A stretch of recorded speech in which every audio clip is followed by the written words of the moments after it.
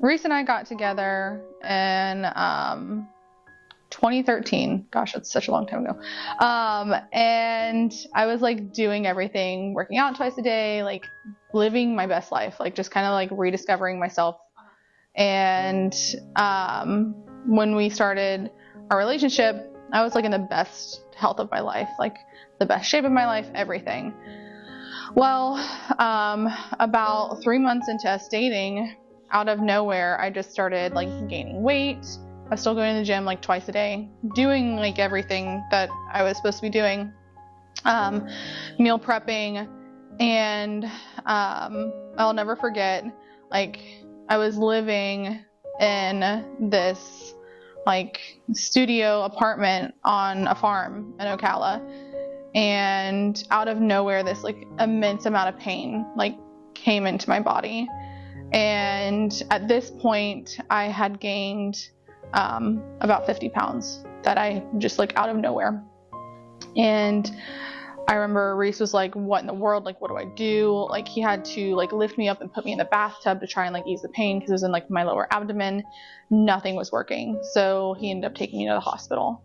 And we ended up finding out that it was a cyst. And I started like having ovarian cysts. I ended up getting diagnosed with PCOS, and it was heartbreaking because they didn't know really anything about PCOS at this point. In 2013, like PCOS was just like barely heard of. And if you don't know, PCOS is polycystic ovarian syndrome. There's several different types. Like we ended up finding out that I had like insulin resistant PCOS. And we didn't find that out until years down the road, which is like a huge part of like this story as a whole. So at the hospital, we ended up seeing that I had cysts that ruptured, and I will never forget, we ended up going out to dinner a couple days after, and somebody asking me if I was pregnant because my abdomen was so swollen with fluid. And like that was such like a turning point. Like I can remember exactly when they asked, they're like, so how far along are you? And I'm like, I'm not pregnant. And I started to see specialists and doctors, and then at that point I gained 100 pounds in less than a year. And that's shell shocking, because I used to love to have pictures taken of me, and just I never minded being in front of a camera or taking selfies or like anything. I was able to wear pretty much any clothing. I mean, I was never like tiny, but it was just, I was healthy, you know? And for this to just literally come out of nowhere, I questioned my faith. I questioned my identity, my worthiness, and just like, why would Reese even stay with me? Because now I went from like looking one way to looking completely different. And I was very ashamed, and it was just very gut-wrenching. So with that,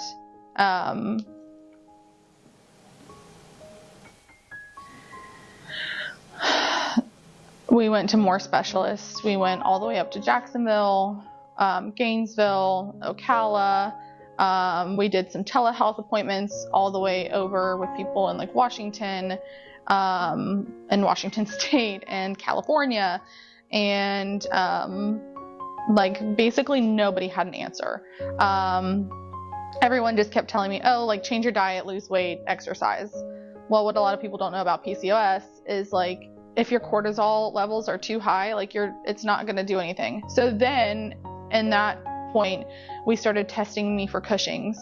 So then they decided not only did I have PCOS, I had cyclical Cushing's disease.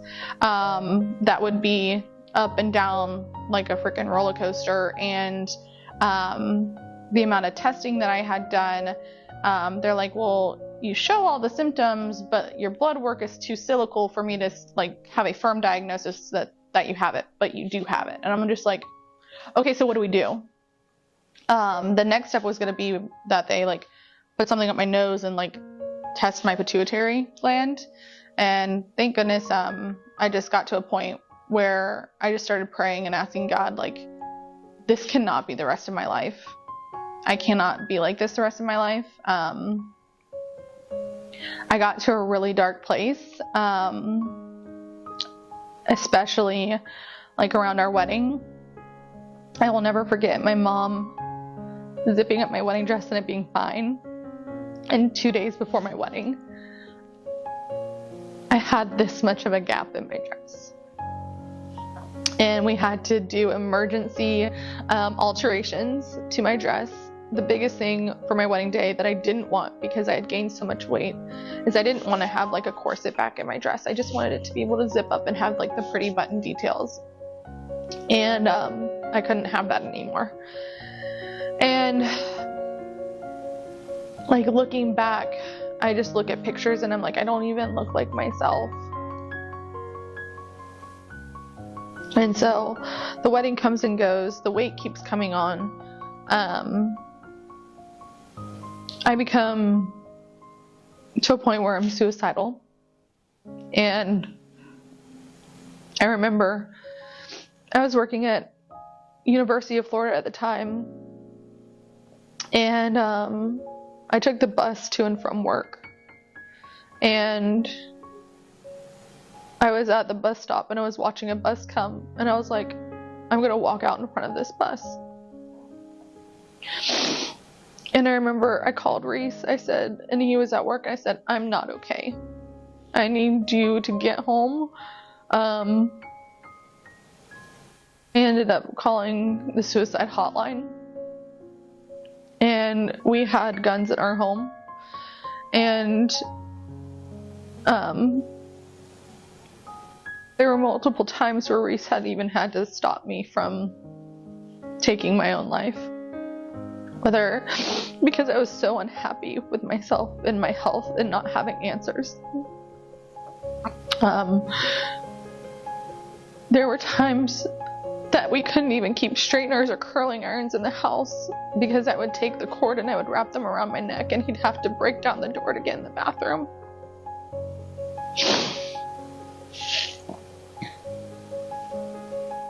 I lost so much hope that I would never be back to myself. That this is who I was. I was going to be 300 pounds and there was nothing that I could do about it.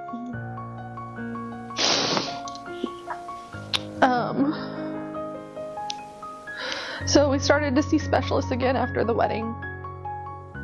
And I will never forget, I saw one endocrinologist in Ocala. He looked at me and he said, oh, you're never going to be able to have children. He told a newly married couple, you're never going to be able to conceive a child. And I left that appointment and I called my mom. And I was just, it was gut-wrenching. And she's like, Allie, just remember, like, doctors do not have the final say. God has the final say. And her saying that to me, that has been the one thing that her words, like, God has the final say. And my mom has been like one of my biggest rocks during this, just to remind me of what God's word says. Because you do, like, when you're in this state, like, you have no hope. There's no light at the end of the tunnel. And when she said to me, God has the final word, that was something that I just clinged to. And I said, okay, you know what? God does have the final word. And so when people would start asking me, that's what I would say. I said, doctors say one thing, God has the final word. God has the end all be all final say of my health. Like, they don't get to decide what my health is going to be. And so we started seeing more specialists, and they kept saying, well, this, and this. Well, I tried metformin, I tried birth control. I mean, things that like made me crazy, that would just like throw my hormones in just crazy cycles. I went 6 months without a period. I wasn't pregnant, just literally no cycle, and just weight coming on and on and on. And finally, I tried different diets. I tried a place called Recharge Clinic in Ocala. I tried keto. And when I did keto, that was like the most my weight ever got down, but then it stopped. So, to speed everything up, because it's this is 11 years of my life that I lived like this. And, in 2018? I think it was 2018. We're in 2023. No, we're in 2024. So COVID happened in 2020. So it was 2019. It was 2019. It was my best friend's wedding. And I was late on my cycle. And no surprise, that's how PCOS is. And I ended up having really sharp pain the morning of her wedding, and my periods were typically pretty painful, so I wasn't surprised. I'm used to managing my pain, so I was like, okay, well, this sucks. It's the morning of her wedding, but you know what? Here we go. Suck it up. We got this. Well, turns out I started having a miscarriage the morning of her wedding.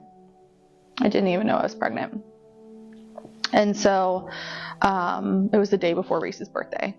They got married on May 18th. His birthday was May 19th.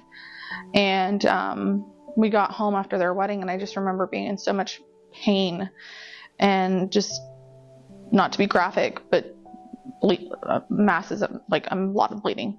And I remember calling my friend Stephanie. I said, hey, can you go grab me I cannot leave the house. I'm just in a lot of pain. Can you go grab me a pregnancy test? And she's like, yeah, of course. I have never in my life seen a pregnancy test do this, but it came up inconclusive.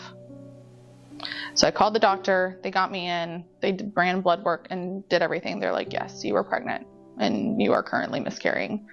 My boss at the time was did not understand, did not care. She's like, give me a doctor's note. I'm like, okay. Just did not understand. I remember being in the middle of work, not being able to leave, and bleeding onto my chair. And my mom ended up coming up and helping take care of me. And my mom came to work and brought me balloons and brought me flowers just to try and ease everything. And so that was our first miscarriage. We moved forward from that. We saw it as okay, we got pregnant. We got pregnant. Did we keep it? No, but we got pregnant. And so I just start kind of reeling in back into my health and focusing on my health. And then 2021 rolls around, and it's May. Still no answers with PCOS. I find out I'm pregnant again. I was at the heaviest I'd ever been, and I ended up losing a significant amount of weight going on keto, and that's kind of what we attributed. Okay, both times I'd lost weight, and both times I got pregnant. And so we were pregnant, very excited. I was like, finally, yes, God, thank you. Well, July 3rd, I woke up, and it's the weirdest thing. I just knew something was wrong. And I went to the bathroom, and I started spotting. And I immediately called my doctor. And she's like, okay, let's go ahead and, go to an urgent care, blah, blah, blah. Well, then more bleeding started happening. And I just remember being in the urgent care in Ocala, and Reese took me, and I could just see the worry on his face. I asked for a pudding cup because I was hungry. And the bleeding had kind of stopped. I was like, okay, maybe this is just because I know that can happen. I was like, maybe we're fine, And they come in and do an ultrasound, and I just see the tech's face. She couldn't tell me anything. I was like, but she's not saying anything. She's not talking to me. She's just quiet. And so I remember laying in the bed, and just holding my stomach and singing "You Are My Sunshine," and just saying, God, if this is like your will for us, if you want us to have this baby, please let it be okay. We waited 2 hours. 2 hours we sat there. 2 hours, like no one coming in, no one checking on us, no one saying anything, and just waiting. And my mom calling me and being like, do you have an update? Like, what's going on? And they came in and said, I'm sorry, but there's no signs of life. Like, you're actively going through a miscarriage. And they tried to like run more tests. And Reese, my husband, he goes, can we please just go home? Can we please just go home? And he gets me home. And it was probably, in comparison to the amount of things that I went through at the beginning stages of my PCOS, is probably one of the worst nights of my life. I had never felt pain. I was 10 weeks pregnant. And was going through like labor. I was going, like, my body went into labor. Like, I started having contractions.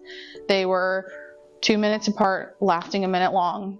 And I started losing so much blood that I started to lose consciousness and screaming. Like, I can't even describe the pain. It was like a pain I'd never felt in my life. And Reese thought I was actually dying. I wasn't dying. I was okay. But like, because I started to lose consciousness, and like the amount of, I stood up and just everything just fell to the floor. And Reese had to carry me into the car and take me to the emergency clinic around the corner from our house. And they gave me IVs and everything, and that I ended up passing everything at home.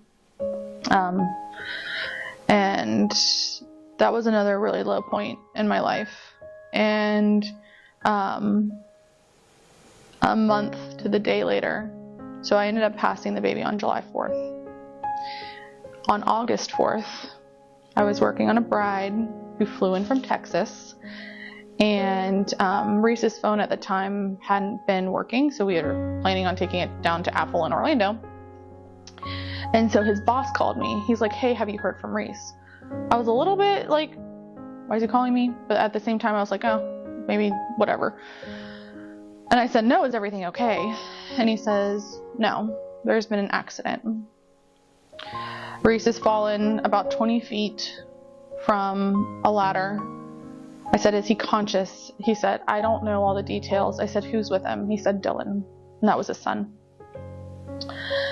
And I called Dylan, and Dylan is very frantic on the phone. And I said, Dylan, did he hit his head? Is he talking? Is he moving? And he's just like freaking out. And I said, is his head hit? What's going on? He said, no. He's talking to the paramedics. I said, okay. I said, he goes, it's bad, Allie. It's really bad. I should have been there. I should have been holding the ladder. It's bad. And I'm like, okay, where are they sending him? And they're like, they're trying to send him to, North Florida. Well, it turns out it was because of how high the fall was. He was trauma alerted to Shands. So I get off the phone, and first, before getting off the phone, I was like, can I please talk to him? And at this point, I'm crying. I stepped away from my bride and I said, baby, I love you. It's going to be okay. I love you. I love you. I love you. And I'm just crying, hearing him just writhe in pain, like nothing that you want to hear your spouse go through, just screaming in agony. And I get off the phone immediately. I call my mom and I'm like, Mom, I need you to get here as fast as you can. Reese fell. And it's not good. I don't know what's going on. And I said, I need you to pray for me right now. I have a bride sitting in my chair. She has flown from Texas. I have to get this done. And she prays over me. And immediately God's peace, like a literal, like an ocean, like a wave just comes over me. And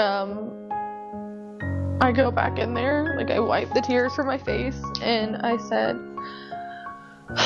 they're gonna take him to Shands. I'm gonna call him back and just let him know that I'm gonna be there. I'm just gonna step away one more moment. They're like, no, that's fine. I call him back, and I'm as calm as anything, and I'm on speakerphone, and I said, baby, I love you.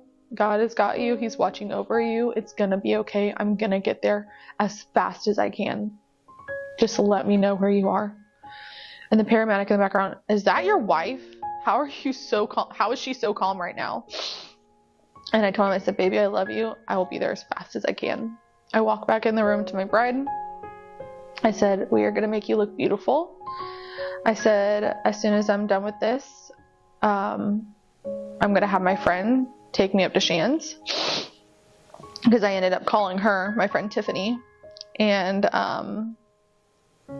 just to back it up, earlier in the morning, I had found out my best friend Katie was pregnant. Literally, we went to Target that morning, planned and picked out stuff to announce to her husband that she was pregnant, then later on take the appointment and get the call.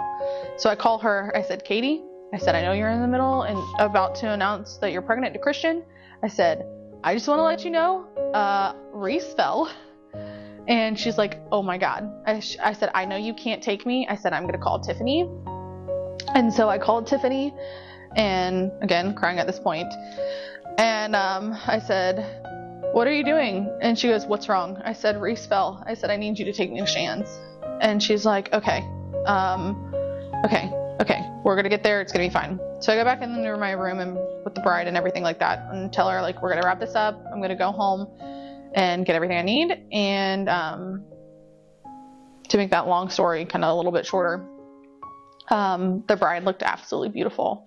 So my best work. And she loved everything. And I remember looking back at her pictures that I took that day and being like, how in the world did I just get through this? Because that's the worst call that you could ever get. Like, Reese is like literally my best friend. Like, he is my person. And to get a call saying that you don't know the extent of his injuries, I don't know if his hips are shot, I don't know if he's paralyzed, I don't know anything. And for God to just come in and give me that peace, like, it's gonna be okay. So I go home, let my dog out, grab just a bag of stuff, and get over to Tiffany's, because I was like shaking. There was no way I could drive to Gainesville.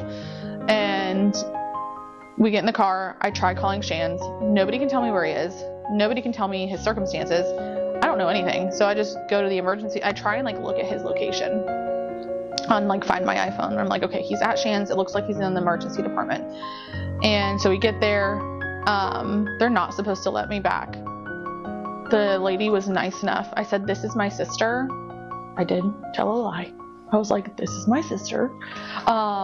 She's not my sister. She's my best friend. And they let me back. They let us both back. And I remember just like sitting there waiting. I was just like fidgeting, like nervous, asking nurses, like, hey, is there any update? Well, he's in x-rays. I'm like, can I please go see him? Finally, there was one nurse that was so nice. And she goes, you know what? I'm going to get you in there. I said, okay. So she gets me in there, and I remember, I swear, it's like something out of a movie. Like, the doors just like, she pressed the doors, they open up. I see Reese in this trauma bay, just like sitting here like this with just casted and everything. And there's just stuff everywhere from like just medical trash, just like everywhere. And I'm like running, and they're like, please don't run. I said, that's my husband. Nobody were like gonna stop me from running. And so I get over to him, and I just see him, and he's just laying there, and he can't move. Cannot move. His whole arm from here down is casted. And I was like, did you hit your head? He's like, no. And I could just tell he was in so much pain. So we just rode the night out. We knew he was going to have surgery. Did more x-rays and everything. And I remember hearing just like blood curdling screams next to us in the trauma unit because a car versus tree came in. And just sitting there next to him it was 3 o'clock in the morning, almost 4 o'clock in the morning, and just like watching and listening and seeing him in so much pain and not knowing what was coming next. He ended up having to have a total of 4 procedures. The first one went seamless, went great. They came out and the x-ray tech kind of handled him not so gently, and it redislocated his elbow. So I had to sign a waiver saying, these are the dangers of your husband going back under in such a short amount of time. And I'm like, oh my gosh, and my mom was with me. She ended up being there.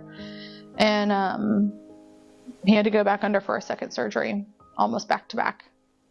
So fast forwarding, 4 surgeries, not being able, he has about like this much movement in his arm.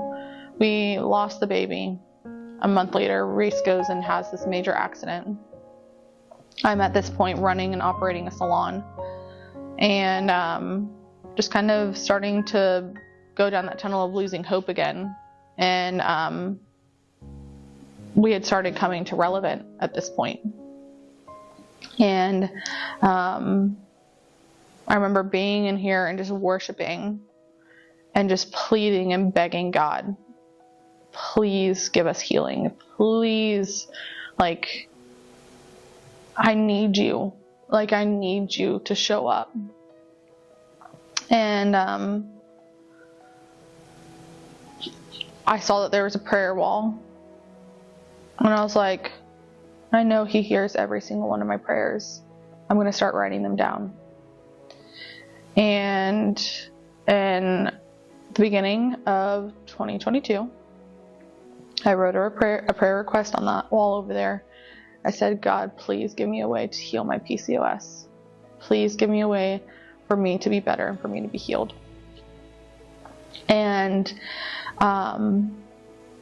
earlier in the year, I want to say around February, I saw a client who had the same condition as me, and she was going through it.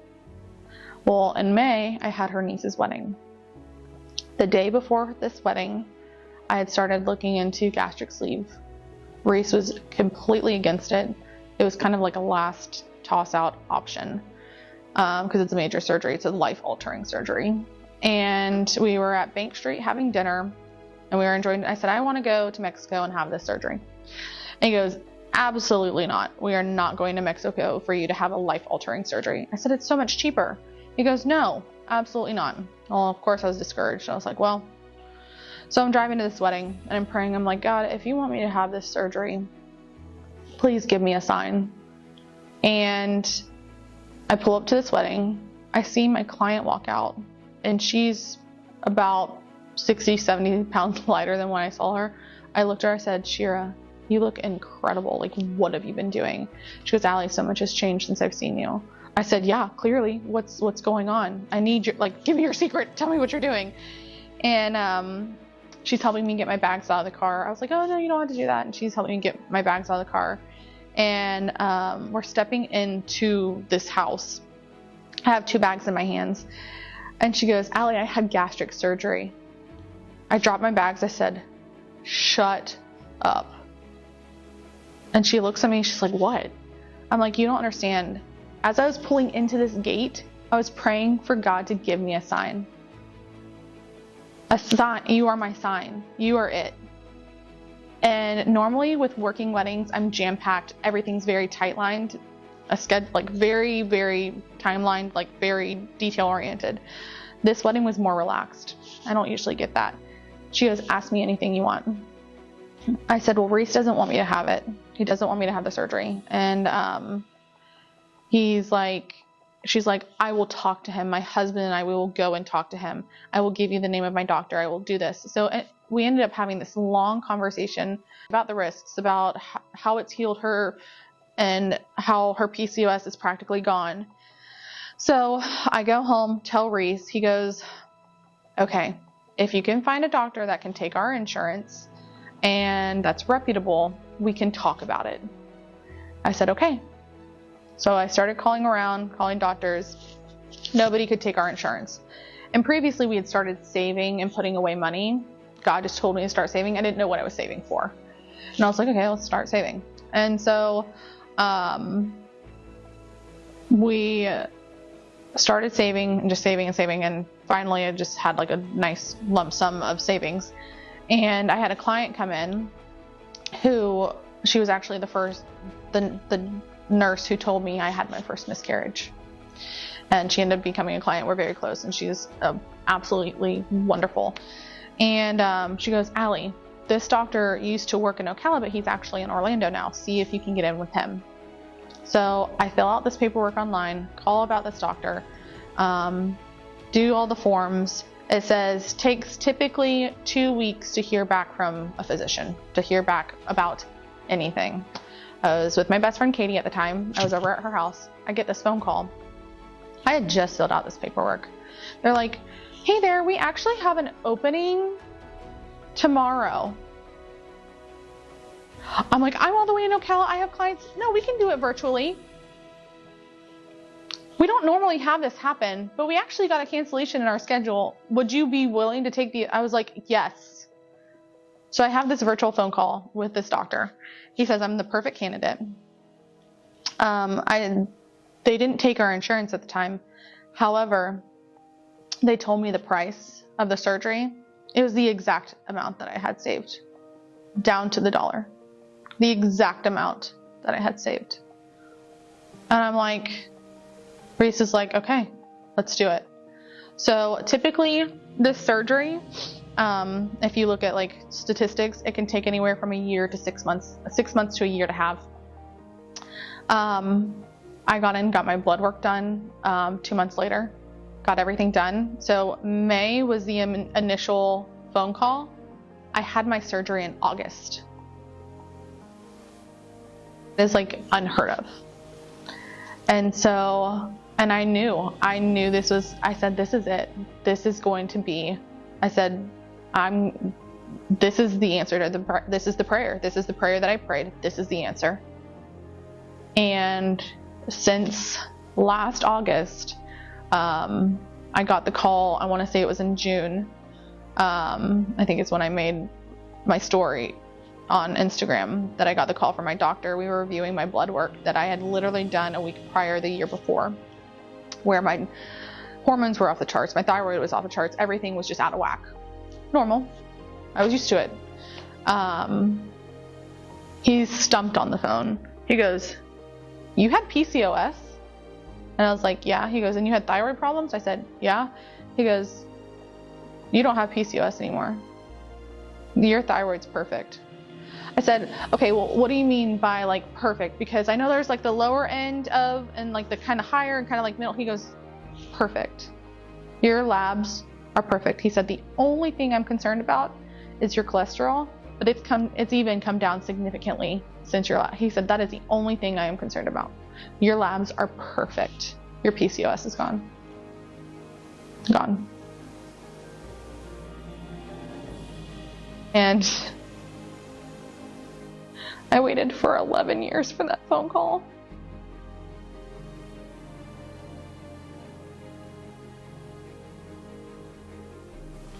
There was a point that I never thought I would be PCOS free because it's not common. It's like very rare for your PCOS to just be gone. Like it's unheard of. And he actually just got cleared to be able to start trying for a family. And it's like I went through 11 years of struggling. 11 years of just losing hope, but still having faith. And just, I knew that God could heal me. I knew it. I knew down to my core that God could heal me. And I just stayed steadfast in that thing that my mom told me, that God has the final say. God always has the final say. I don't care what diagnosis that you get. I could care less about a doctor's report, because God can heal you. God can heal anything. You just don't lose hope. That became my motto. Don't lose hope. Never lose hope. By his stripes, I am whole and healed. And I'm sitting here today, almost 80 pounds lighter. My blood work's fantastic. I can run, I can lift, I can exercise, do things that I haven't been able to do in over 10 years. So if he can do it for me, he can do it for anybody.